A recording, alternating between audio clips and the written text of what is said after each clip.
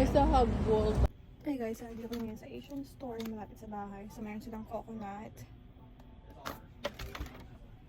And then, meron silang durian dito guys. Oh, sa freezer lang. Sa noodles.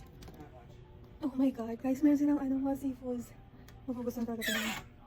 Wow. Meron silang tuyo guys. Oh, ang mahal. Oh my god.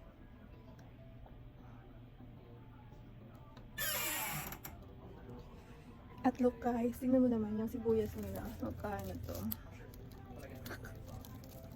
Oh, tayo banana. Meron silang banana guys. Oh my god, ito yung hinahanap ko. Pero masyado na siyang wala na silang mangoes. Tapos kumuha ako ng guys. Lumpia wrapper. And then meron silang this one. So ito kukuha ko ng silver swan or dato puti. Ito na lang dato puti kasi medyo affordable. And then naghahanap ako ng suka pero hindi ko pa mahanap kung meron silang suka.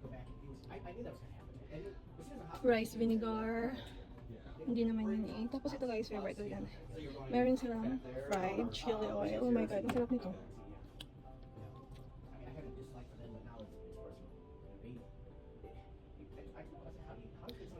Wala silang pangbihon. Ayun lang yung pangbihon nila.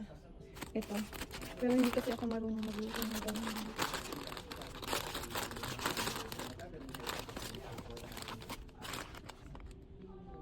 Oh wow, ito pala. Kukuha ko nito.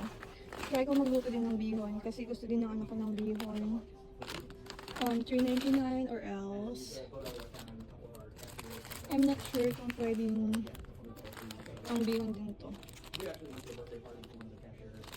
Pero yeah, ito na lang try ko. $3.99.